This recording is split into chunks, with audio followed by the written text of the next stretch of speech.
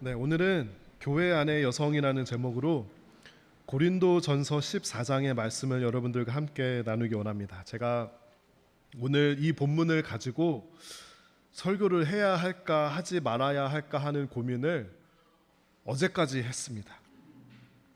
교회 안의 여성이라는 주제는 아시다시피 굉장히 민감한 주제입니다. 성경 말씀에 하나님을 경외하라, 이웃을 사랑하라, 정직하라, 이런 말씀들은 아주 명확하고 해석이 필요 없습니다. 그렇죠? 그냥 하기가 어려울 뿐이지 그거를 써 있는 대로 그냥 읽고 믿고 가서 그대로 하면 됩니다. 그런데 가끔씩 성경에는 말씀을 어떻게 어떤 각도로 보고 해석하느냐에 따라 입장이 첨예하게 갈리는 그런 주제들이 많지는 않은데 가끔 있습니다. 오늘 주제인 교회 안의 여성이 바로 그런 대표적인 주제입니다. 오늘 주제는 잘못하면 교회 안에서 싸움과 갈등이 일어날 수도 있고, 심하면은 교회가 쪼개지고 교단이 쪼개지고 그런 일들이 일어나기도 합니다. 그래서 보통 교회에서는 어떤 선택을 하냐면 이런 민감한 주제들을 보통 잘 다루지 않습니다. 여러분, 교회 안에 여성의 역할에 대해서 설교를 들어본 기억이 있으신가요? 저는 개인적으로는 한 번도 없습니다. 왜냐하면 너무 리스크가 크기 때문에 이런 주제를 보통 피합니다. 또 하나님 말씀이 은혜가 돼야 되는데 자꾸 갈라지고 갈등하게 만드는 그런 말씀은 지혜롭다고 지혜롭지 않다고 그렇게 생각할 수도 있습니다. 그러나 제가 오늘 굉장한 용기를 내서 오늘 말씀을 다루기로 한 것은 두 가지 이유입니다. 우리가 이 고린도전서를 쭉 다루고 있는데요. 저는 저나 설교자가 본문을 선택한다고 생각하지 않고요. 물론 그럴 때도 있지만 본문이 하나님께서 교회 청중 안에 하나님께서 이렇게 주신다고 그렇게 믿고 생각하는 편입니다. 또 제가 이렇게 용기를 내서 설교할 수 있는 것은 나무교회 안에서는 성도분들이 서로 갈등하지 않고 내가 옳다고 그렇게 편협하게 주장하지 않고 열린 마음으로 이런 가능성에 대해서 좀 다른 해석에 대해서 우리가 함께 대화할 수 있지 않을까 생각해서 제가 이렇게 사실은 굉장히 조심하고 겸손하는 마음으로 여러분께 이렇게 오늘 설교를 나누는 것을 여러분께서 기억해 주셨으면 좋겠습니다. 모르겠어요. 저도 오늘 설교를 하고 굉장히 후회하고 또는 어려움을 당할지도 모르겠습니다. 그런데 사실은 저는 오늘 주제가 우리뿐만이 아니라 몇천 년 동안 기독교 역사 안에서 많이 다루어졌고 많이 논란이 되었다라는, 우리가 조금 기독교 역사에 많은 그런 이 주제들을 가지고 연구하고 다양한 의견을 가진 사람들의 존중을 우리가 했으면 좋겠고요. 또 성경 안에는 우리가 100% 이해할 수 없는 것들이 때로는 있을 수 있음을 우리가 겸손하게 인정했으면 좋겠습니다. 저 또한 저의 생각과 견해가 틀릴 수 있음을 인정합니다. 그래서 여러분들이 혹시 나중에 저에게 오셔서 저는 목사님이 설교한 것과 다른 견해를 가지고 있습니다 라고 말씀해 주시면은요, 저는 그것을 존중할 것입니다. 그런데 누가 맞다, 누가 틀리다, 이게 맞다, 저게 틀리다라는 그런 주장은 제가 보기에는 별로 건설적이지 않은 것 같고요.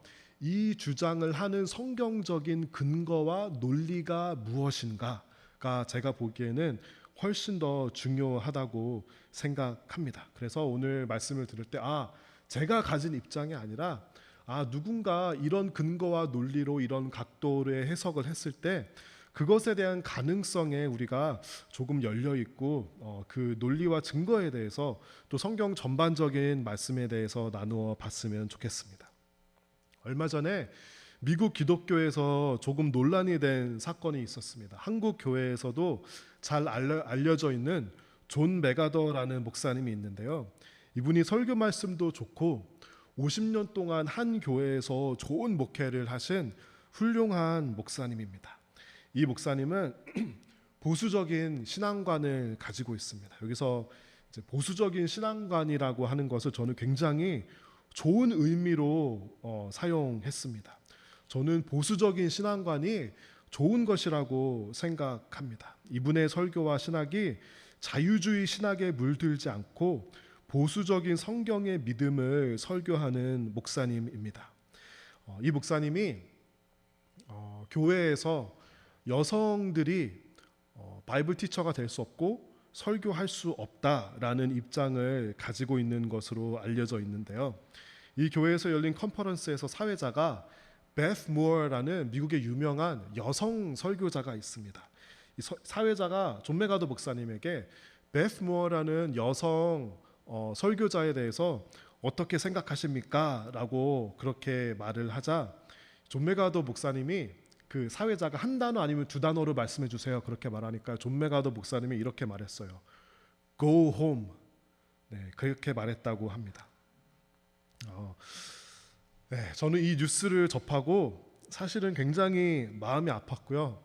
약간 화가 났습니다. 저도 보수적인 신앙을 가지고 있습니다. 그리고 존 메가더 목사님이 왜 반대하는 입장을 가지고 있는지도 저도 유념해서 들어봤고 왜 그런 입장을 가지고 있는지 이해를 합니다. 그러나 그 표현이 일단은 너무 무례하고 잘못되었고요.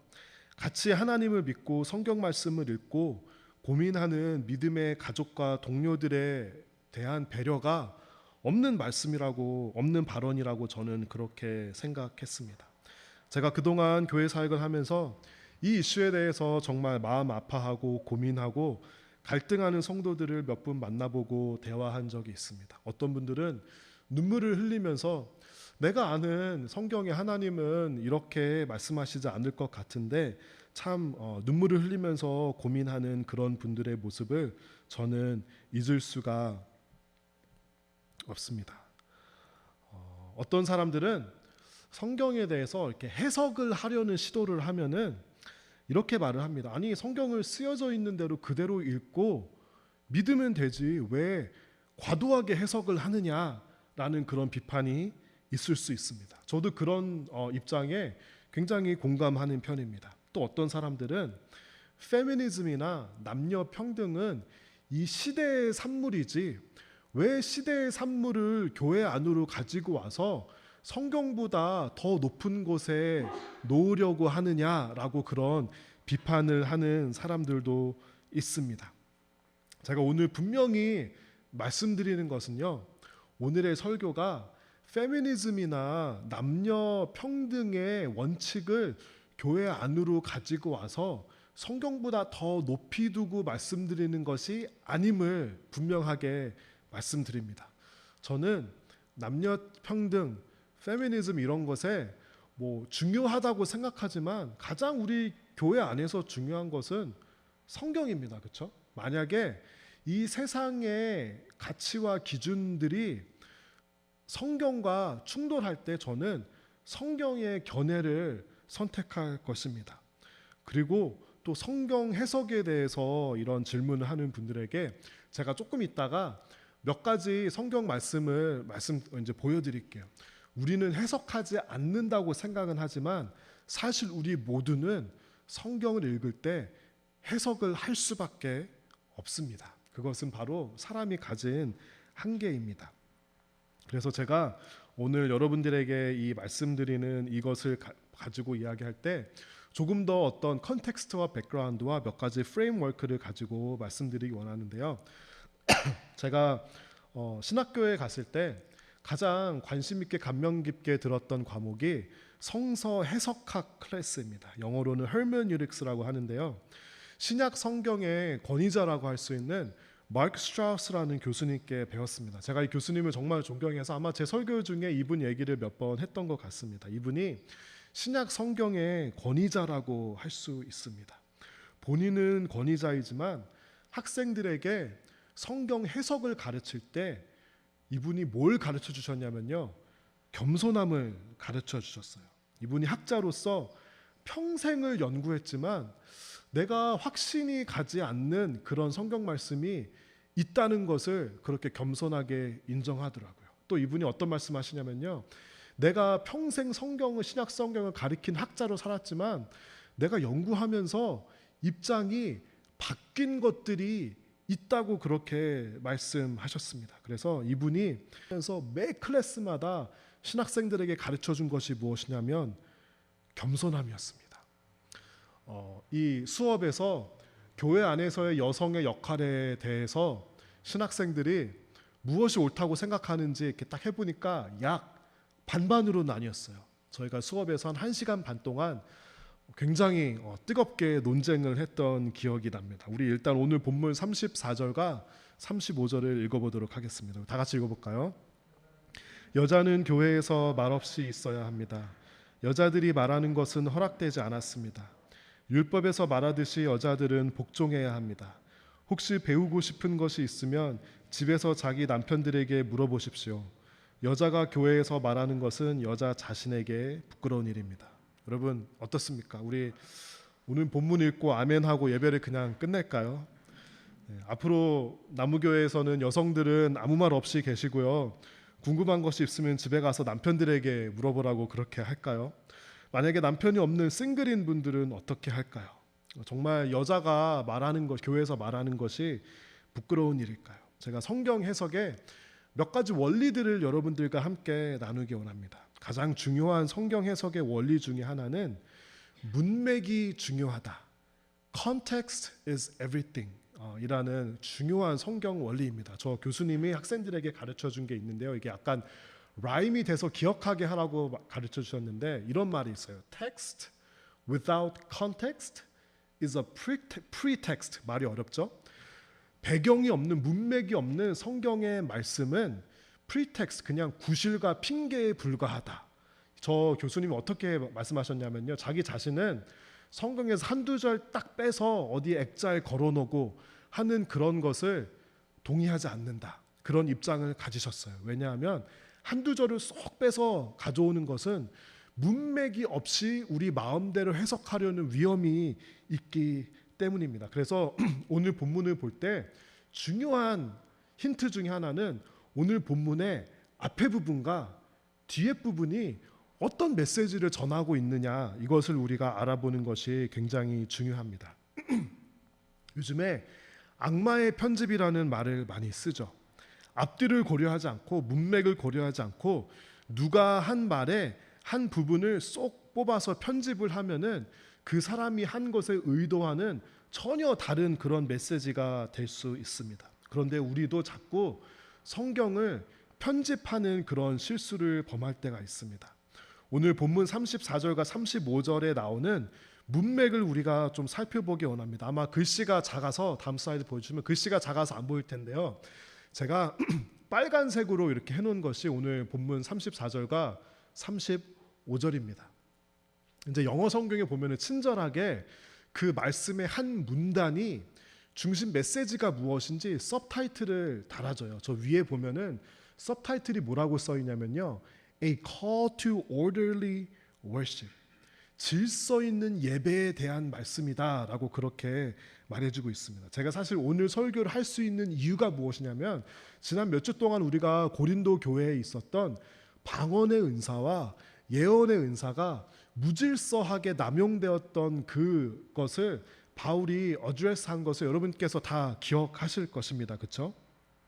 바울이요 고린도 교회에서 떠나 있다가 고린도 교회에 대한 소식을 들은 거예요. 아, 고린도 교회에 이런 다양한 은사들이 있는 거는 좋은데 너무 무질서하게 사용되고 있어서 예배를 도저히 드릴 수가 없다라는 소식을 바울이 듣게 된 것입니다. 여러분들은 이것이 좀 공감이 안 되실지도 모르겠어요. 왜냐하면 한국 교회 예배는 굉장히 순서가 정해져 있는 질서를 아주 중요하게 여기는 그런 예배입니다. 그런데 모든 예배가 그렇지 않습니다. 특별히 이제 흑인들이 예배를 드리는 흑인 교회에 가면은요 예배의 순서가 없어요. 정해진 찬양의 리스트가 없습니다. 우리는 녹음을 하고 가사를 파워포인트로 띄워놔서 이거를 빗나가면 큰일 나거든요. 그러면 이제 방송 사고가 예배 사고가 나는 거예요. 그런데 흑인들 교회에 가면은요 일단은 반주자는 모든 코드로 모든 곡을 연주할 수 있는 사람만 반주를 할 수 있어요. 예배를 하다가 갑자기 청중이 누가 일어나가지고 노래를 부르기 시작합니다. 그러면요 반주자가 거기에 맞춰가지고 즉흥적으로 연주를 하면은 거기는 뭐 파워포인트 이런 게 존재할 수가 없어요. 그러면 갑자기 청중들이 일어나서 화음으로 막 찬양을 부르고요. 설교자가 설교를 합니다. 그러면 갑자기 청중에서 일어나가지고 막 일어나서 막 Preach it, brother 막 그럽니다. 그러면은 막 다 같이 청중도 일어나서 막 환호하고 막 목사님들도 원래 원고에 없는 것도 막 프리치하고 굉장히 다이내믹하고 스판테이니어스한 그런 예배의 종류가 있습니다. 고린도 교회에서도 아마 그런 예배 스판테이니어스하고 다이내믹한 예배가 있었는데 이것이 도를 지나쳤던 것 같아요. 갑자기 누군가 설교를 하는데 누군가 일어나서 내가 지금 하나님의 말씀을 받았습니다. 내가 방언의 은사를 받았습니다. 이러면서 갑자기 예배 중간에 일어나서 막 말하기 시작하고 갑자기 예언하기 시작하고 갑자기 방언하기 시작하고 막 이러니까 너무 도가 지나쳐서 예배를 도저히 드릴 수가 없는 거예요. 그리고 이 교회 문화에 익숙하지 않은 사람들이 와가지고 이게 뭐야, 이게 무슨 예배야 하고 돌아가는 일들이 일어났던 것입니다. 그래서요, 바울이 방언의 은사와 예언의 은사를 교회의 예배의 질서를 해치지 않는 한도 안에서 하라고 강력하게 권고하는 그 배경 안에 오늘 말씀이 나오는 거예요. 오늘 말씀은 바울이 교회 안에 여성의 역할에 대해서 포인트를 만들기 위해서 한 것이 아니라 방언과 예언의 사용 안에 두 구절을 이렇게 거기다가 by the way 하면서 그렇게 넣은 것입니다. 그러므로 우리가 유추할 수 있는 것이 무엇이냐면요, 이것은 고린도 교회에 일어났던 어떤 특정 사건을 바울이 고린도 전서를 통해서 어드레스하는 것이다 라고 그렇게 해석할 수 있는 여지가 저는 충분히 있다고 생각합니다. 다른 말로 하면 바울이 모든 교회에 모든 여성에게 한 것이 아니라 어떤 특정 상황을 겪고 있는 고린도 교회에 한 것인데 그 방언과 예언의 은사를 무질서하게 사용하던 사람들이 남성이 아니라 여성들이었다라는 것을 그렇게 우리가 오늘 본문에서 힌트를 얻을 수 있습니다. 예를 들면 제가 예를 들어 한국 방문할 일이 있어서 나무교회를 어느 정도 기간 동안 떠나 있다가 나무교회에 다음과 같은 편지를 쓴다고 한번 여러분 생각해 보시기 바랍니다. 나무교회에 보내는 편지. 아침에 교회에 와서 기도하거나 찬양 연습을 하지 마십시오. 왜 굳이 아침에 교회에 와서 여러 사람들을 힘들게 하는 것입니까? 아침에 교회에 오는 것은 하나님과 교회를 근심하게 하는 것입니다. 교회를 연합하게 하지 못합니다. 예배는 오후에 드려야 합니다. 다음 슬라이드 보이시죠? 교회에서 삼겹살을 구워 먹었다는 소식을 들었습니다. 이게 웬일입니까, 여러분? 교회에서는 음식을 만들지 말고 투고를 해 드십시오. 왜 교회에서 냄새가 나게 음식을 조리합니까? 교회에서 요리를 하는 것이 우리의 예배를 위태롭게 하고 교회의 미래를 해칠 수 있다는 것을 기억해야 합니다. 여러분, 제가 왜 이런 편지를 쓰는지 여러분들은 다 이해하시죠? 왜냐하면 나무교회가 처한 독특한 상황이 있기 때문입니다. 저희가 라이프브리지 교회와 오후 1시 반 전에는 이곳 장소를 사용하지 않기로 계약을 맺었습니다. 그 전에는 라이프브리지 교회에서 사용을 합니다. 그래서 교회 일찍 와서 기도 모임을 하고 찬양 연습을 하는 것을 저희가 안 하려고 굉장히 노력을 많이 하고 있습니다. 그런데 이것을 읽고 아침에 예배하는 것은 잘못되었습니다라고 생각하고 아침에 예배하는 다른 모든 성도와 교회들을 정죄한다면 여러분, 그것은 올바른 해석입니까? 올바른 해석이 아닙니까?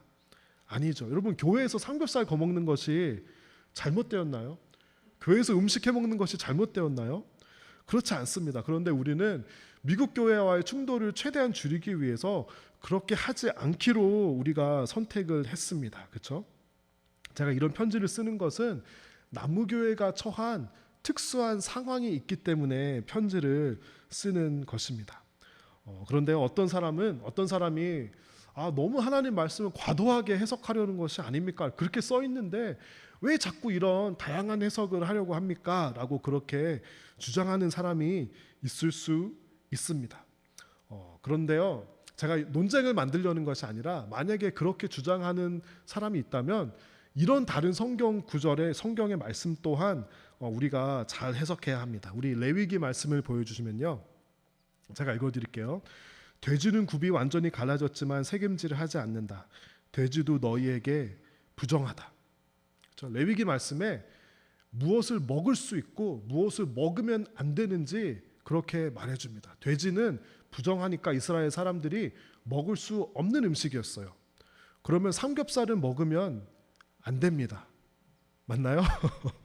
그리고 제가 다 소개하진 않았지만 그 바다에 있는 생물 중에서 지느러미와 비늘이 없는 거는 먹지 말라 그랬어요. 그러면은 우리는 맛있는 음식, 새우, 랍스터, 대게, 전복 이런 거 다 먹지 못합니다. 여러분, 그런데 삼겹살 먹는 거 가지고, 새우 먹는 거 가지고 정말 신앙적으로 너무 고민하고 신앙적인 이유로 삼겹살과 새우나 랍스터 안 먹는 사람 여러분 만나보셨나요? 저는 못 만나봤어요. 왜 그렇죠? 우리가 성경 말씀을 해석하고 있는 거예요. 저 말씀은 내가 지금 시대에 지키지 않아도 된다라고 모두 다 해석을 하고 있는 거예요. 왜 그렇죠? 여러 가지 이제 이유가 있죠. 제가 오늘 그거를 다 말씀드릴 시간은 없지만, 그러면 이럴지도 모르겠어요. 그런데 신약 성경에서 예수님이 바울이 더 이상 구약의 율법을 지키지 않아도 된다고 그렇게 말하지 않았습니까? 라고 그렇게 굉장히 이제 성경적으로 지식이 있는 아규먼트를 할 수 있습니다. 제가 100번 양보해서 그 아규먼트를 수용하도록 하겠습니다. 그런데요, 고린도전서 11장에 또 이런 말씀이 있어요. 우리 다 같이 읽어보도록 하겠습니다. 남자가 머리에 무엇을 쓰고 기도를 하거나 예언을 하면 그것은 자기의 머리가 되시는 그리스도를 욕되게 하는 것입니다. 그러나 여자가 머리에 무엇을 쓰지 않고 기도를 하거나 예언을 하면 그것은 자기의 머리를 욕되게 하는 것입니다. 그것은 삭발한 것이나 다름이 없습니다. 여자가 머리에 무엇을 쓰지 않으려면 머리를 밀어버리십시오. 머리를 밀어내는 것이 여자에게 부끄러운 것이라면 무엇으로든 머리를 가리기 바랍니다. 제가 보기에 오늘 나무교회 성도분들 중에 여성분들 아무도 머리에 뭐를 쓰신 분들 없어요. 그럼 어떻게 해야 되죠? 집에 가서 머리를 밀어버리셔야 돼요. 맞죠? 여러분, 성경을 해석하려면 동일한 원칙을 가지고 해석해야 합니다. 맞죠? 만약에 정말 여성들이 교회에서 말을 하지 않고 조용해야 된다라는 그 말씀을 있는 그대로 받아들이고 해석하려면, 그거를 받아들이려면 여성분들은 모두 다 교회에 머리에 뭐를 쓰고 오셔야 돼요. 그렇죠? 그런데 우리는 하나는 그 문자 그대로 해석하고 하나는 문자 그대로 해석하지 않아요. 우리가 뭘 하는 거죠? 편집을 하는 거예요. 내가 이것은 이대로 받아들이고 다른 것은 해석을 해서 받아들이기를 우리도 모르는 사이에 선택하는 거예요. 그렇죠? 제가 말씀드리는 이 원칙은 성경을 이제 여러분 이거 잘 따라오고 계시죠? 그렇죠? 원칙이 무엇이냐면 뜻과 의미는 문맥과 상황 안에서 해석되어야 된다는 것입니다. 예를 들어서 고린도 교회의 여성들이 머리를 너무 화려하게 막 염색하고 머리를 막 완전히 이렇게 하고 와서 교회 와서 도저히 예배에 집중이 안 돼요. 사람들이 오면 누가 머리를 어떻게 하고 왔나, 오늘은 무슨 색인가, 오늘은 어떻게 헤어스타일 했나만 관심이 지나치게 가는 그런 상황이 있었다고 우리가 만약에 가정한다면 오늘 본문대로 머리를 단정하게 하고 머리에 무언가를 쓰고 와서 예배의 집중이 머리에 가는 것이 아니라 하나님께 가게 하는 것이라고 우리가 해석할 수 있다라는 것입니다. 또 우리가 성경을 바라보는 중요한 원칙 중에 하나는 한 구절만 딱 바라보는 것이 아니라 이 구절의 메시지가 다른 성경의 여러 곳에도 존재하는지, 성경의 전체적인 메시지와 흐름과 톤에 부합하는지를 우리가 생각해 보아야 합니다. 고린도전서를 바울이 썼어요. 그러면 바울이 만약에 정말 교회 안에서 여성은 아무 말도 하지 말아야 된다라고 그렇게 생각했다라면 다른 바울이 쓴 서신에도 비슷한 메시지가 있어야겠죠. 그러면 우리가 바울이 쓴 다른 서신들과 다른 성경 말씀을 한번 봤으면 좋겠습니다. 이거 제가 빨리빨리 읽어드릴게요. 시간이 없어서. 로마서 16장에는 이렇게 말합니다. 우리 자매 베베를 여러분에게 추천합니다. 베베는 캥그리아 교회의 여자 집사입니다. 베베를 주님 안에서 성도로서 영접해 주시기를 부탁합니다. 베베는 나를 비롯하여 여러 사람에게 큰 도움을 준 사람이므로 그 자매가 필요로 하는 것은 무엇이든지 도와주시기 바랍니다. 베베, 이름이 좀 웃기죠? 포비라는 여성분이 있었는데 교회 여자 집사였어요. 무슨 말이죠? 여성 리더였어요. 이분이 교회 일을 많이 해서 이분이 필요로 하는 것 무엇이든지 도와주시기 바랍니다 라고 그렇게 말합니다. 바울은 베베를 동역자로 생각하고 여성 교회 지도자로 인정했습니다. 다음 슬라이드 보여주시죠. 3절과 5절에서는요. 그리스도 예수 안에서 나의 동역자인 브리스가와 아굴라에게 안부를 전해 주십시오. 그리고 브리스가와 아굴라 집에서 모이는 교회에도 안부를 전해 주십시오. 브리스가 여자 이름이죠. 브리스가와 아굴라라고 말합니다. 여성의 이름을 먼저 말하고요. 브리스가의 집에서 교회가 모였어요. 브리스가는 초대 교회에 굉장히 중요한 역할을 하는 리더였습니다. 어떤 사람들은 브리스가가 로마 교회에서 중심적인 역할을 하던 첫 설교자였을 것이다 라고 이야기하는 신학자도 있습니다.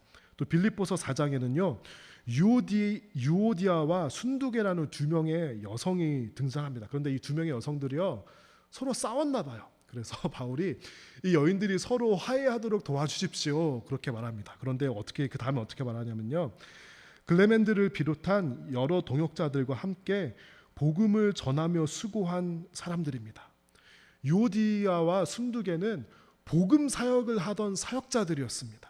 교회 안에서 조용히 있던 사람들이 아니라 복음을 전하고 설교하던 그런 사역자였다라는 것을 우리가 알 수 있습니다. 바울은 이 여성들을 동역자로 생각했고요, 교회의 리더로 생각했고 교회의 기둥으로 생각했습니다.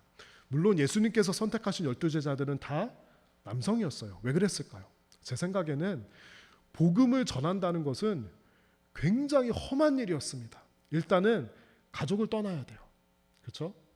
여성들은 훨씬 더 사랑의 마음이 커서 여성들은 책임감이 많고 남성들은 보통 무책임하거든요. 예수님께서 남성들 나를 따르라 그러면 어떤 남성들은 속으로 나 좀 예수님 따라 가 있어야 되겠다, 베이케이션이겠다 이렇게 생각할 수도 있었을 것 같아요. 이거는 뭐 저의 그냥 상상이에요. 이건 성경에 있는 말은 아니에요. 여러분 오해하지 마세요. 뭐 저를 성경에 없는 말을 하는 사람을 그렇게 하지 마세요. 그리고요, 옛날에는 복음을 전하는 그것은 무엇이냐면 돌맞아 죽을 수도 있었어요. 목숨을 걸고 복음을 전해야 해서 여성들이 하기에는 적합하지 않았던 사역이었는데요. 그러나 12제자들 후에 교회 여성 지도자들이 일어났고요, 복음 사역을 하는 여성분들이 일어났습니다. 그러면 우리가 현대 교회 여성의 역할에 대해서 조금 이야기해 볼까요? 신학교들 중에서 많은 신학교들이 목회학 석사 과정에는 여성들을 받아들이지 않습니다. 그래서 여성 목회자들이 많이 없습니다. 여러분 여성 목회자들 찾기 굉장히 힘들죠. 그런데요, 조금 모순이 무엇이냐면요, 신학교에서 또 사람들이 많이 가는 교회 학과가 대표적으로 기독교 교육학과. 목회학 석사는 여성을 받아들이지 않는데 기독교 교육학과는 어떨까요? 여성들이 없으면 신학교 망합니다. 교회 음악과 여성들을 받아들일까요? 네, 여성을 보통 대부분의 경우 받아줍니다. 상담 심리학과, 기독교 심리 상담, 여성을 받을까요? 여성이 더 많습니다. 그렇죠?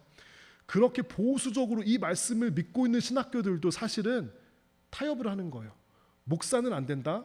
그런데 다른 것은 된다. 이것도 교회에서 어떤 모습으로 나타나면요, 여성 설교자가 주일 예배는 설교할 수 없다. 그러나 교육부 정도까지는 괜찮다. 네, 그것이 사실은 대부분의 교회가 취하는 입장입니다. 저는 정말로 여성들이 교회에서 말을 하지 않아야 된다고 정말 진짜 내 신앙의 양심으로 믿는 사람이 있을 수 있다고 생각합니다. 있을 수 있어요. 저는 그거 존중합니다. 그렇다면 이런 타협을 하면 안 돼요.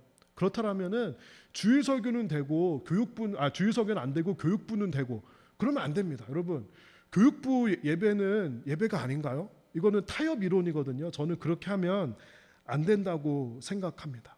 현실적으로 여성이 없다면 신학교는 망합니다. 현실적으로 여성의 역할이 아니라면은 교회 학교가 존재할까요? 존재하지 않을까요? 저는 존재하지 않는다고 생각합니다. 그리고 흔치는 않은데 여성 목회자들이 있습니다.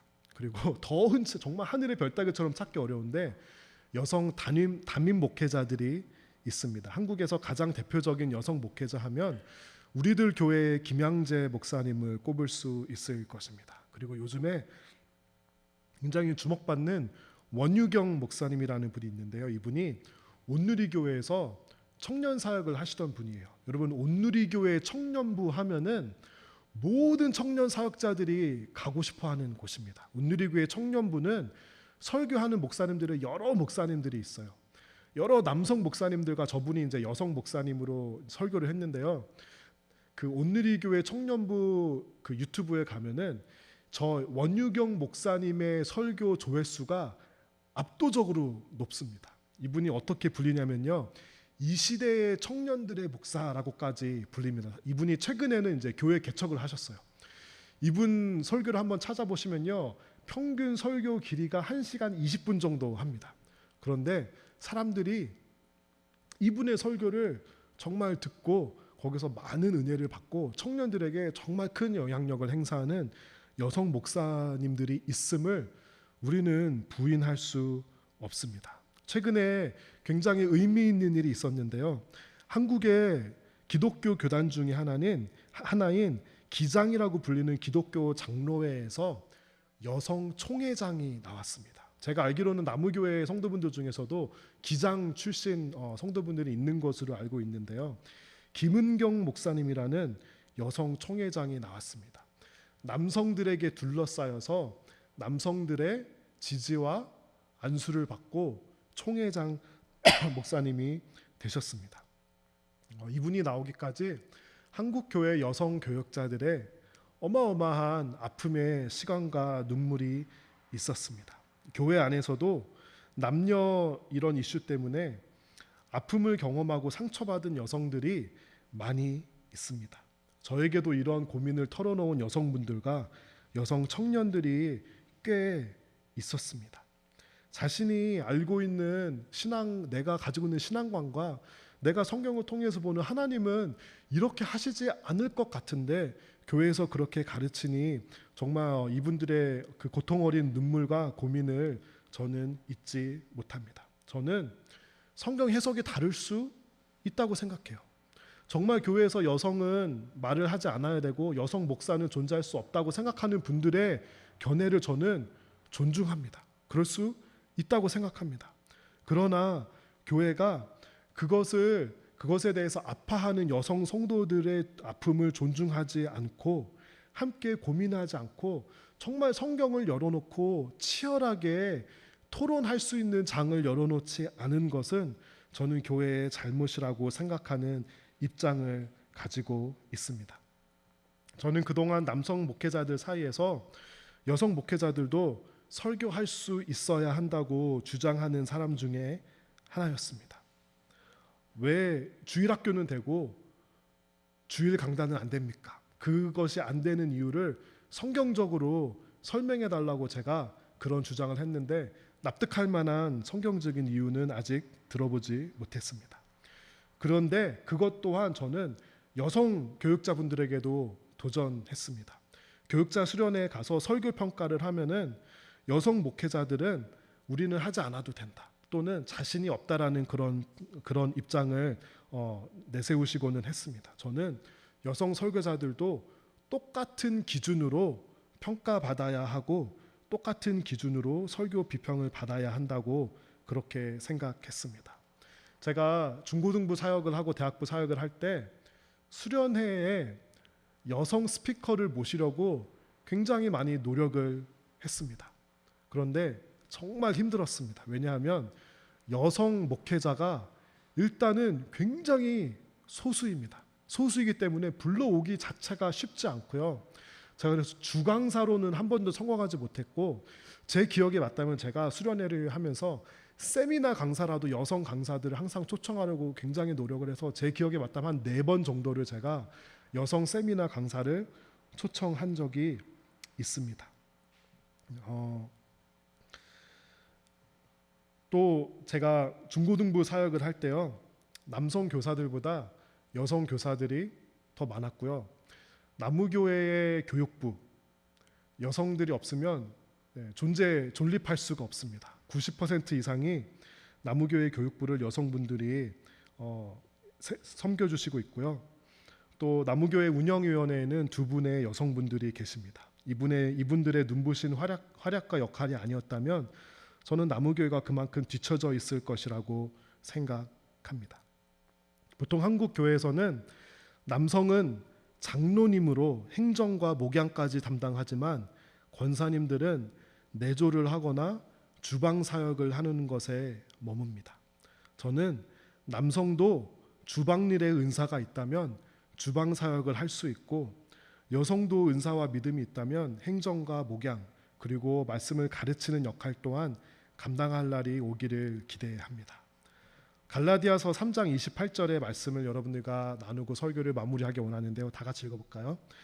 그리스도 안에서는 유대인이나 그리스인이나 종이나 자유인이나 남자나 여자나 차별이 없습니다. 여러분은 그리스도 예수 안에서 모두 하나입니다.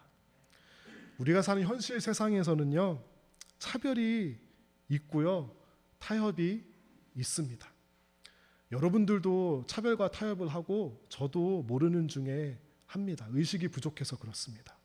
교회에서도 차별과 타협이 있습니다. 저는 이것을 부인하지 않습니다. 그러나 차별하는 것을 깨닫는다면 부끄러워할 줄 알아야 하고요. 저는 공론화하고 고쳐야 하는 과정을 밟아야 한다고 생각합니다. 알면서도 핑계를 대고 외면하는 것은 저는 비겁한 일이라고 생각합니다. 오늘 설교에 대해서 동의하지 않으신 분들이 저는 분명히 있을 것이라고 생각합니다.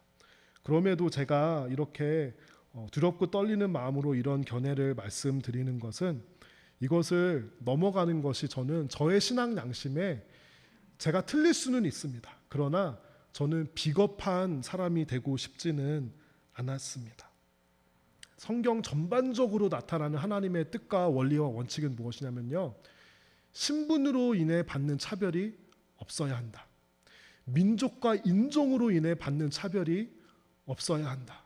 부자와 가난한 자로 인해서 경제적인 레벨로 인해서 받는 차별이 교회 안에서는 없어야 한다. 오늘 본문에 의하면 남성과 여성이 성별로 인해서 받는 차별이 없어야 한다.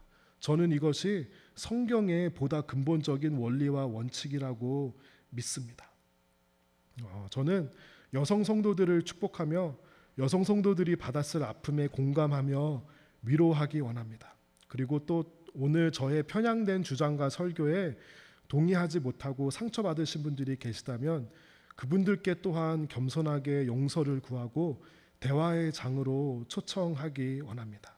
저는 나무교회가 이런 어려운 주제들에 대해서 피하지 않고 겸손함과 존중함을 가지고 함께 나누며 씨름하며 기도하고 대화할 수 있는 그런 교회가 되기를 소망합니다.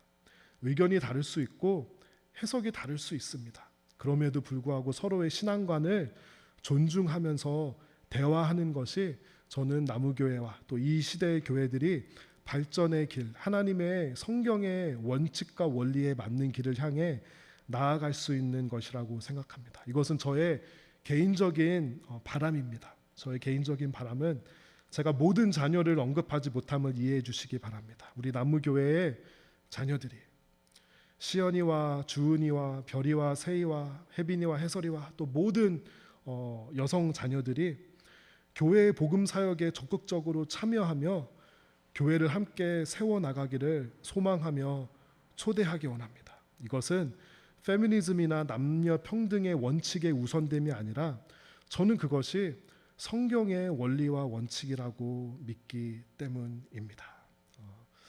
오늘 참 저도 굉장히 지금 식은땀도 많이 흘리고 힘들고 어려웠습니다. 우리가 함께 존중하고 대화함으로써 우리가 나무교회에서 한번 토론할 수 있는 그런 날이 있었으면 좋겠습니다. 오늘 설교는 말씀 선포보다는 어떤 견해를 성경 해석을 말씀드리는 것으로 받아들여 주셨으면 좋겠습니다. 우리 설교를 마쳤고요. 우리 다 함께 하나님이